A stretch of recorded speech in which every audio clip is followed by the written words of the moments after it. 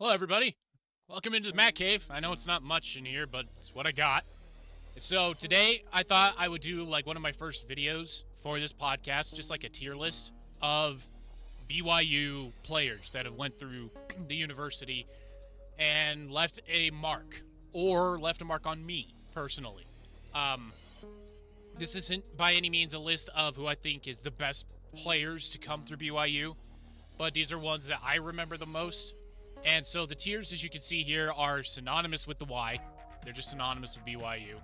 One-hit wonders. Maybe they were there for a season, a transfer. Maybe, may as well call it the AJ DeBonsa tier. You know what I mean there. And then guys are like, oh yeah, I remember him. Maybe from when you were younger or something like that. That's what this tier is. And then you go, wait, who? That's that tier. And lastly, he played at BYU? I think it might be the Kyle Whittingham tier there. But that's what I have for you here today. Let's jump into it first. And let's start with Danny Ainge. So for me, Danny Ainge goes into the, oh yeah, I remember him. If we were in, say, the 90s or in his heyday with the Celtics running them, it would be synonymous with the Y. But since he's kind of gravitated towards a more full role at the Y, or at the Utah Jazz, I'm going to put him at, oh yeah, I remember him. He had that epic coast-to-coast drive against Notre Dame in the NCAA tournament. If you haven't seen that highlight, I recommend it greatly on YouTube. Just go find it. Just a great coast-to-coast. Digger Phelps talks about it, or he did talk about it endlessly, because he was the coach at Notre Dame at the time, and he'll never get over Danny Ainge going coast-to-coast and beating his Fighting Irish. The Fighting Irish that year were thinking of going down into the Final Four. So, Danny Ainge, oh yeah, I remember him, is probably where he'll belong on this one. Next up, we've got Fred Warner. He's going to be synonymous with the Y. He has a podcast where he talks about his time at BYU. He talks to other BYU alumni. He even has a commercial on TV with Puka. So everything that he did points to the Y. And he doesn't forget that's where he came from. He had to go through a couple of the worst seasons BYU's had in a long time. And he came out on the other side as one of the best linebackers, off-ball linebackers in the NFL. Currently, if he could get a DPOY or if he can win a Super Bowl, then you start talking Hall of Fame. But he's still got a couple of things to wrap up. Good news is he's still young enough to do so. But Fred Warner is synonymous with the Y, according to me. Kyle Van Noy is next. Kyle Van Noy, I'm going to go with, oh yeah, I remember him. Again, he's another guy that talks about his time at the Y a lot. He basically beat, was it San Diego State in that bowl game by himself, where he scored 2 touchdowns, and I think he got a safety or something like that. And so it was because of Kyle Van Noy, BYU won that game. So that is a game that I will remember forever. He's obviously won a Super Bowl with the Patriots. He played with the Ravens and had a couple of very, very good seasons. He was drafted by the Lions. The Lions traded him to New England, and it was just another warning of it's why you don't trade with Bill Belichick. And so the Lions gave up on him, sent him out there, and I'll put him in the, oh yeah, I remember him area, because when I think of BYU and BYU football, Kyle Van Noy's name doesn't come up readily. It's not the first name I go to. Like this guy, Steve Young, synonymous with the Y. Runner-up Heisman, should have won it. That's a different conversation for a different day. He was the first pick in the USFL draft. He was going to go number 1 in the NFL draft and to the Cincinnati Bengals. He got advice saying, don't go there. You're not going to like contract negotiations. You're not going to like what's going to happen there. And so he decided to go into the USFL. And then he was taken in the supplemental draft when the USFL, folded by the Tampa Bay Buccaneers, where he floundered for a little bit, could not carry franchise on his back, and wound up as the heir apparent to Joe Montana, and he won a Super Bowl, and he won an MVP. One of the greatest football players to ever go through BYU, NFL Hall of Famer, College Football Hall of Famer, BYU Hall of Famer, and a Hall of Fame person as well. I don't think that could be understated, or that is understated. Like, you cannot overstate how good of a person Steve Young is as well. He always has time for you. So, Steve Young, definitely synonymous with the Y. Taysom Hill. Yep. Oh, yeah, I remember him. If I'm going to put Kyle Van Noy and Danny Ainge in this, I'm going to put Taysom Hill there as well. Injuries. He's the ultimate what-if quarterback in BYU history. What if he didn't get injured in those years? His senior year, he could have won the Heisman. Junior year, he could have been in the conversation of the Heisman. But Liz Frank injuries, torn ACLs, he broke his foot. If he stayed healthy, what could have been, right? Instead of being an undrafted free agent, going to Green Bay, getting cut, and then going to the Saints, maybe he would have been a first-round pick. He's a do-everything Swiss Army knife player, one of Sean Payton's favorite players he ever coached.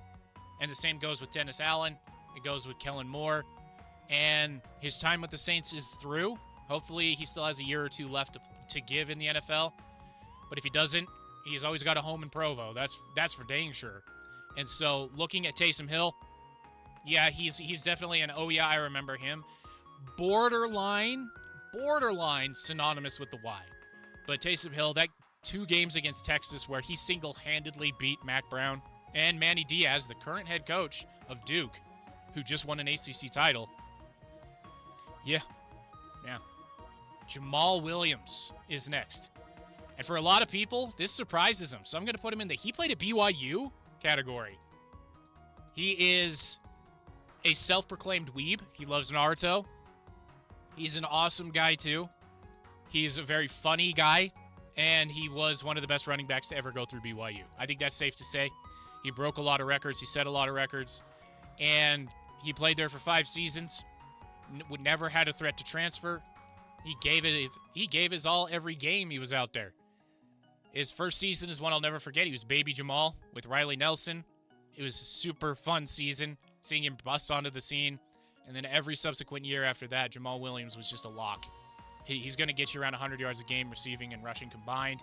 You could just set that up and just let it go, and he's done. So, Jamal Williams, he played at BYU. Yeah, he did. And he was really fun to watch. Jimmer Fredette's synonymous with the Y. Although you could put him in the one-hit wonder. Because his junior season, it started to ramp up. Like, people that rooted for BYU knew who he was. I'm going to put him in the one-hit wonder. Because that senior season, Jimmer Mania, March Madness, if BYU wasn't BYU and they had Brendan Davies in that tournament, they could have gone to the Elite Eight. If BYU didn't get in their own way there on a self-report, yeah, that's another thing for another day. But Jimmer Fredette, one-hit wonder. He did play BYU. He was not necessarily made for the NBA. He carved out a wonderful living in the Chinese Basketball League. Had a rivalry somehow with Stephon Marbury. What? Of all the random rivalries in the history of humankind, Jimmer Fredette and Stephon Marbury doesn't really make sense. But here we are. He 3-on-3. He's a pioneer of the 3-on-3 basketball tournament that happens at the Olympics. If he didn't get injured, the U.S. had a really good chance of winning gold in Tokyo for that. So, Jimmer Fredette, one-hit wonder for me because of the Jimmer mania in the postseason. I mean, he faced off against Kawhi Leonard and beat him a couple times. So, Jimmer Fredette, the long shorts, the Band-Aid on the chin. I mean, come on. Come on. Zach Wilson is next. And unfortunately, the way his career has gone in the NFL, it's wait who? Zach Wilson was legitimate for 2 seasons at BYU. He was overdrafted, so it wasn't necessarily his fault. He was overdrafted by the Jets. He was. He didn't really deserve to go number 2 overall. I was asked when I was at school at Full Sail University by a lot of the guys I went to school with, as well as a couple of the professors, is Zach Wilson legit? And I said, I always went to the same answer. I said, yes, but he's not what the prognosticators are telling you he is. He's really good. He's really good. He's not a guy that's going to turn your franchise around. He's going to need help around him. And I was right. I was vindicated by it. I don't know if any of those guys remember me saying that, but I did say it. And you could go back into my history on my episodes, I defended Zach Wilson vigorously when he was the starting quarterback of the New York Jets, when he was thrust into the starting role after Aaron Rodgers got injured. I'm still a Zach Wilson defender.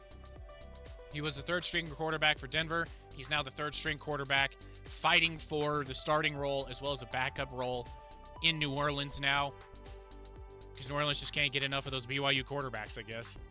So Zach Wilson is wait who, unfortunately, because of what's happened in his NFL career.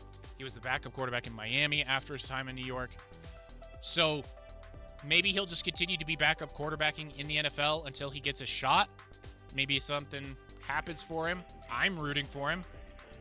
But he's a wait who at this moment in time. Puka, synonymous with the Y. Puka's Puka. Not the sharpest tool in the shed, to be sure. I don't like to talk about off-the-field stuff, so I don't. On the field, Puka was a beast, even at BYU. He was another what-if a little bit because he was injured. He played injured a lot, and you see why. With all of his seasons with the Rams, you see why he was playing injured a lot. But Puka Nacua, he talks about his time at BYU a lot. He visits the campus, and he helps recruit. So Puka Nacua definitely is synonymous with the Y for me. AJ DeBonsa, he's the first. I'm putting him ahead of Jimmer. He is the quintessential one-hit wonder, one and done. The best basketball player to ever come through BYU. I think that's very safe to say. If it weren't for AJ DeBonsa in his one season at BYU, BYU wouldn't have made it into the NCAA tournament. They probably wouldn't have won double-digit games. He carried that injured team on his back. It was him and Rob Wright, and then a bunch of dudes. Everybody else was hurt. Richie Saunders got hurt. Dawson Baker got hurt. And then a slew of other guys that were supposed to eat up minutes got hurt as well. So AJ DeBonsa was playing 40 minutes a game. Never complained. Never went diva. He could have thrown his team under the bus. Could have thrown his coach under the bus. Would have been understandable. Never did. So AJ DeBonsa, BYU, however many millions he got going for that one season is whatever. It's the current landscape of college sports, but the ultimate one-hit wonder for BYU sports just in general. Dennis Pitta. You guys remember him? I do. So I'm going to put him in, oh yeah, I remember him. Dennis Pitta was one of the best tight ends, if not the best tight end to come through BYU. And that's pretty high praise because there are guys like Atula Mealy, if you remember him. Chad Lewis. Chad Lewis almost won a Super Bowl with the Eagles. Dennis Pitta did win a Super Bowl with the Ravens. And so his connection with John Beck, his connection with all of those quarterbacks, Max Hall, was fantastic. He was a quarterback's friend. He was always going to be in the place that you needed him to be. He was going to catch the tough balls. He was going to catch the easy balls. Unfortunately, he had a string of injuries to end his NFL career a little bit early. But Dennis Pitta, one of the best tight ends to ever play at BYU. And he's right up there with this other guy, Chad Lewis. So I'm going to put in wait who, because it's getting to that point where not a lot of people remember his time at BYU, but I do.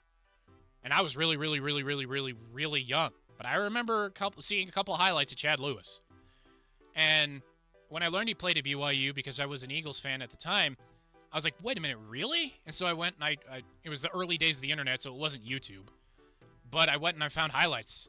And he was good at BYU. He was very good.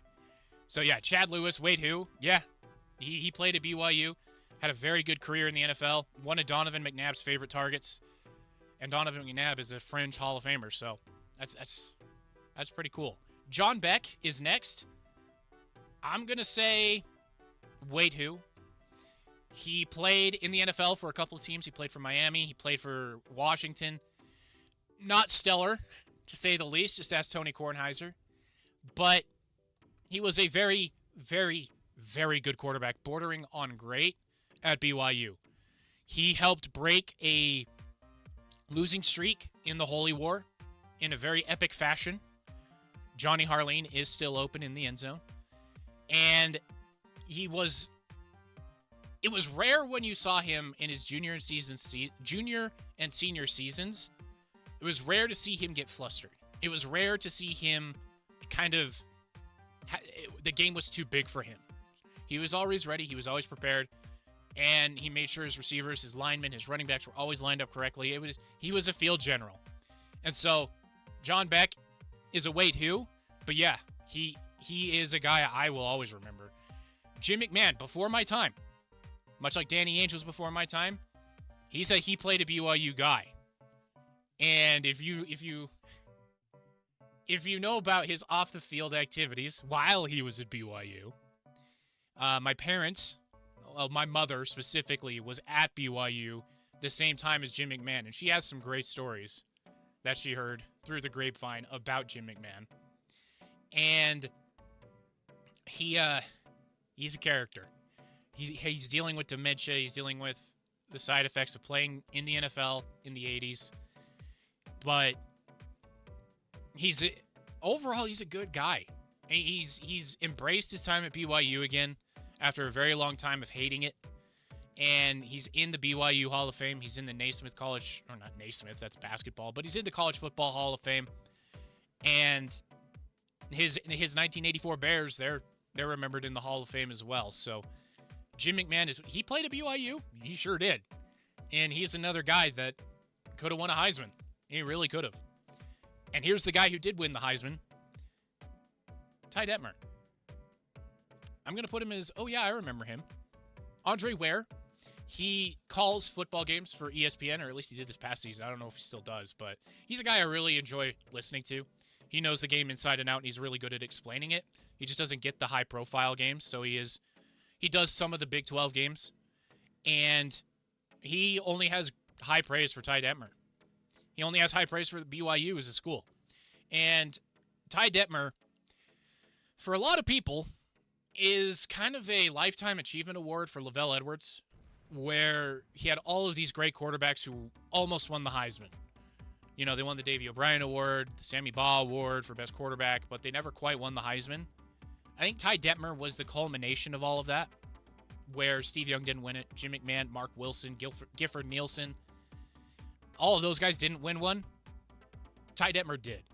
But when you look at it, Ty Detmer really did have a Heisman caliber season. He just wasn't the best quarterback at BYU, and he wasn't the most talented either.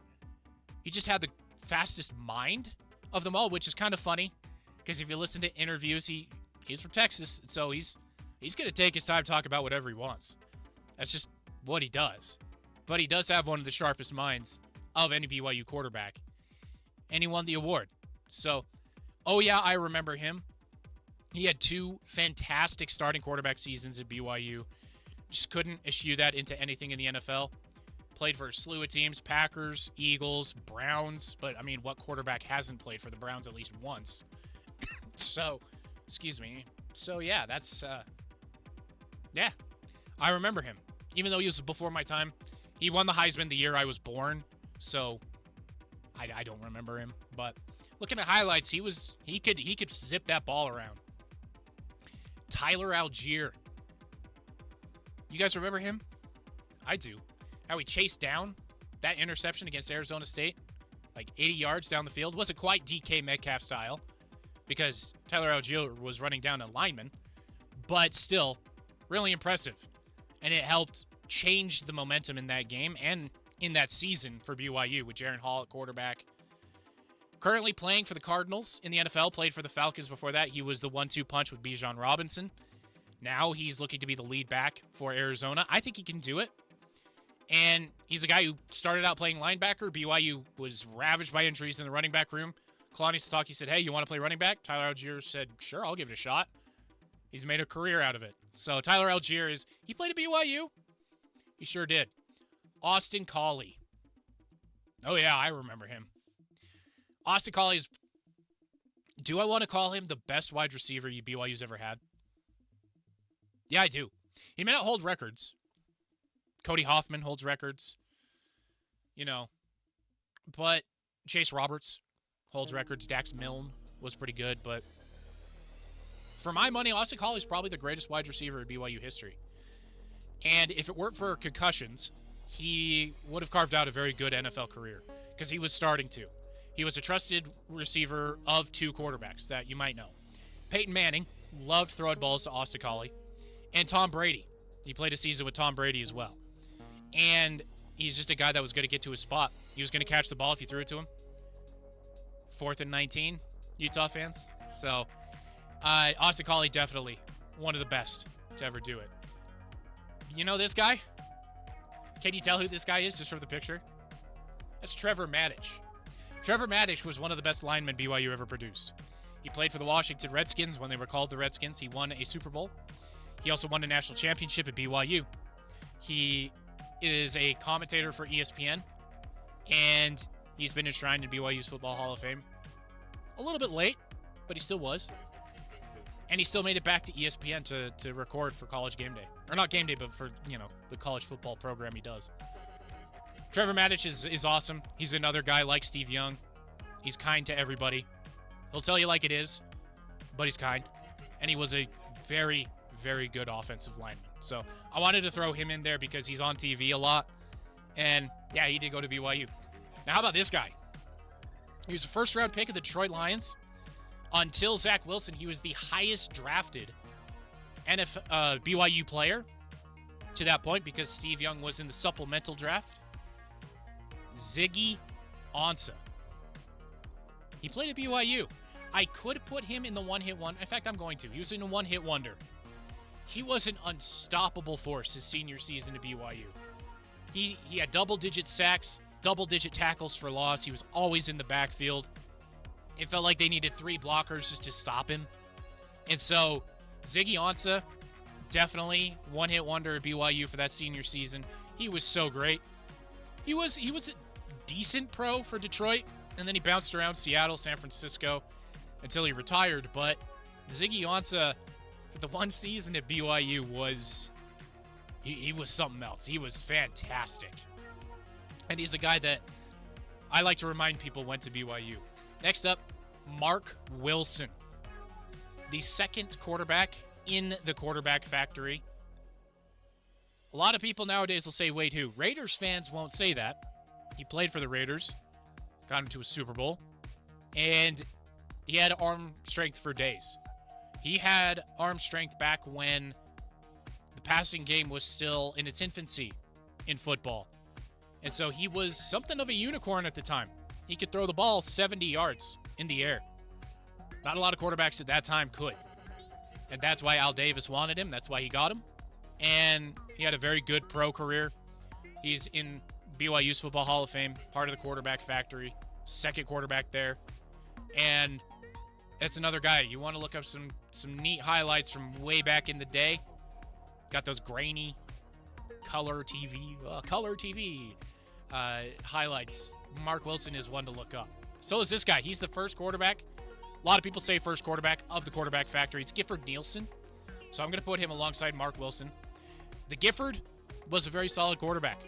The reason he's on this particular list is because, well, I needed to get to 30 people. But he's also part of the quarterback factory at BYU. So he's a player and an athlete that will be remembered at BYU. And he's a guy that helped put BYU on the map. He was one of the first that trusted in what LaVell Edwards was building with this new confounded passing game. And it was something that at the time was a gimmick. A lot of colleges didn't think it would work. This was a time period of 3 yards in a cloud of dust in the SEC and in whatever the Big 12 was called at that time. So, and then the Big 10 was absolutely 3 yards in a cloud of dust. So he was a revolutionary in the sport, and so I wanted to make sure I included him here. Now, how about this guy? Sean Bradley. One-hit wonder. He was a huge human being. He still is a huge human being. 7'6". Played in the NBA for a very long time. But he was a pencil. So he got pushed around by guys like Shaq, Hakeem Olajuwon. But he was still a very high first-round pick of the Philadelphia 76ers. A lot of people remember his days in Dallas. He was actually drafted by Philadelphia. And it was interesting because he was recruited by a lot of places, but he went to BYU because of his parents. And he ignored the advice of pretty much everyone because they were all telling him, hey, you come back for another year, you might go even higher. He didn't. He took the money, which was quite possibly a wise decision. Carved out a nice career in the NBA. Had a terrible, terrible accident in St. George, Utah. But he's still an ambassador for BYU. He's an ambassador for the Dallas Mavericks. He's still one of Mark Cuban's favorite human beings. And he deserves to be mentioned. So one-hit wonder here for him. Now, you will get your flowers from me if you know who this guy is. Right here. There's no hint here because the final image I have here is Kyle Whittingham. Rafael Araujo. Rafa is a one-hit wonder. He's going up here. Rafa was the highest drafted NBA player, or highest drafted BYU player coming into the NBA in BYU's history. Before AJ DeBonsa. Tied with Yegor Demin. Yeah. He was drafted in 2003 by the Toronto Raptors. He was a big man before his time. He was a guy who could hit the outside jumper. He could hit a few threes for you as well. He was a bruiser down low. And if he was a little bit taller, he probably would have stuck in the NBA. I remember Rafa. I remember Rafa because of EA Sports College NCAA basketball, where there was a glitch in the game. You get it down low to Rafa. You spam pump fake, and eventually the CPU is going to foul you. And Rafa had a really good free throw rating, and so you could just beat your friends by doing that. I did that on multiple occasions. So Rafa Araujo is here. Before his time, big man. Could have carved out a solid NBA career if he came a little bit later. Unfortunately, back then, big men were supposed to be in the paint, banging around with guys like Shaq, and that just wasn't Rafa's game. But yes, I remember him. And then, same thing here. If you remember this guy, the bleach blonde hair, early 2000s, shooting guard, got drafted by the Atlanta Hawks in the second round. It's Travis Hansen. Travis Hansen was a lethal shooter for BYU in the early 2000s. He carried the team through stretches of different seasons, and he carved out a pretty good career in Europe. So while he didn't land and stick in the NBA, he did go to Europe, and he played a few good years there, and he was a very good shooter. Very, very good shooter. Like a guy you do not leave open. And so he helped lead the resurgence of the BYU basketball program. Because after Danny Ainge, after Sean Bradley, they were wandering out in the desert. And guys like Travis Hansen, Rafa Araujo, they helped put BYU back on the map a little bit, which helped lead to where BYU basketball is today. So I do want to mention those two guys because they helped bring them back. Next up, and I'm going to have to cheat on this one because I don't quite remember who it is, but now I do. Wally Joyner. Wally Joyner was an all-star with the Angels. He won the home run crown in one of the seasons that he played. He played at BYU. He sure did. Wally Joyner was even in the MVP race in the early 90s for the Angels. Very solid outfielder with some pop. He finished with over 200 home runs and a very solid MLB player. Not a guy who, is going to be a Hall of Famer. Not a guy that a lot of people will remember unless you're a diehard BYU athletics fan like myself or a diehard, or myself was at one point. I'm not so much anymore.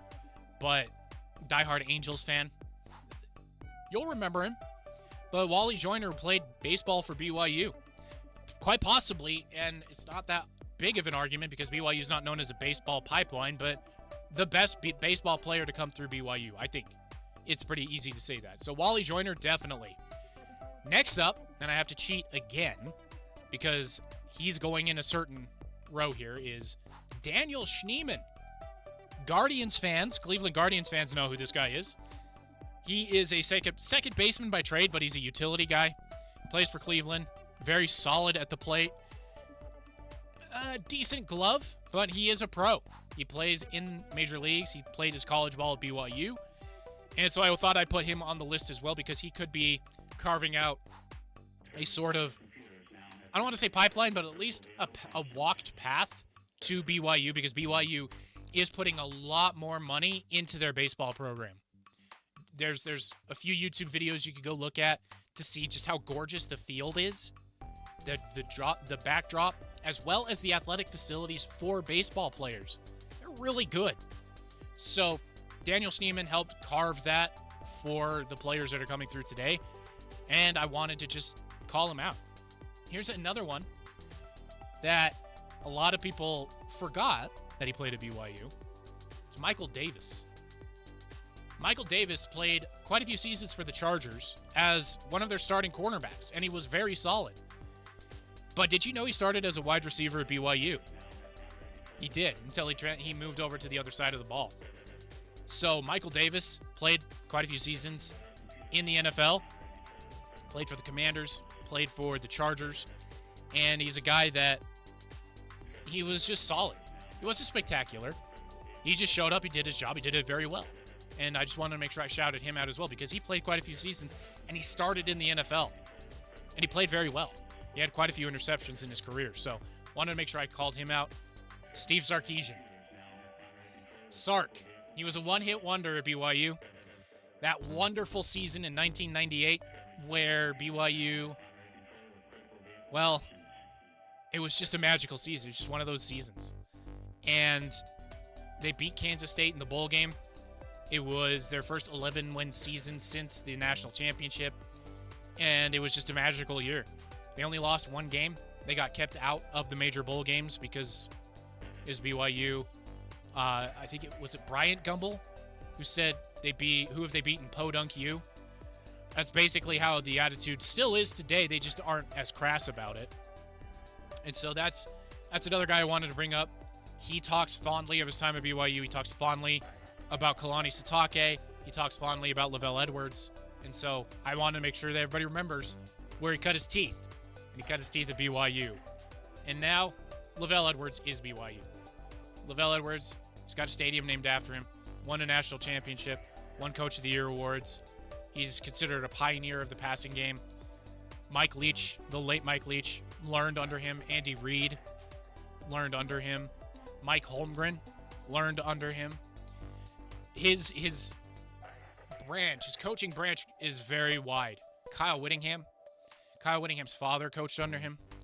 So when you look at Lavelle Edwards, you see BYU. You see the stern expression. Bronco Mendenhall tried that same thing. Didn't quite work. Kalani Sitake doesn't do that. He's more fun on the sideline than Lavelle was. But yeah, Lavelle Edwards, I had the pleasure of meeting him when I was very young. My grandparents were part of the Cougar Club, and we were fortunate enough to meet Lavelle Edwards. And in the 30 seconds that we talked to him, he was very gracious, he was very polite, and he was very just happy to talk football with a 13-year-old kid. So he's a guy that left a mark on me, and it was 30 seconds in the Cougar Club. So just a guy I'll never forget, a guy that left a huge mark on the sport of football, and he's forever remembered with the name of the stadium. Kyle Whittingham. Yeah, he's the ultimate. He played at BYU. Yeah, he did. He won a national championship at BYU. His dad coached at BYU. His brothers went to BYU. And his dad got fired. His family didn't take it well. And so they all went over to the other side of the rivalry. And Kyle stuck it to BYU for 2 decades. So Kyle Whittingham, one of the best coaches of all time. Easily one of the best coaches of all time. I'm a firm believer that Utah wouldn't be where they are without Kyle Whittingham. It was him. It was his hand at the tiller. Urban Meyer may have started the ball rolling, but you still needed somebody to keep it rolling, and Kyle Whittingham did that. And so I just wanted to give Kyle Whittingham his flowers as well. I just remind everybody, the greatest football coach in the history of the University of Utah cut his teeth under Lavelle Edwards at BYU. So there it is that. Utah may hold the record, the win-loss record by a very large margin, but their greatest coach came from BYU. So that's the BYU tier list. I will be doing a University of Utah tier list as well, and then I'll move on to like the Utah Jazz, Real Salt Lake, as well as the Utah Mammoth. That one will be smaller, obviously. There's not as many guys.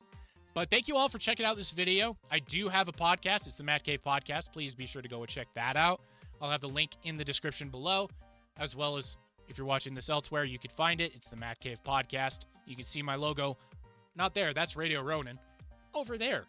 That's the Matt Cave. So thank you guys for watching, and I hope to see you guys in another video very soon.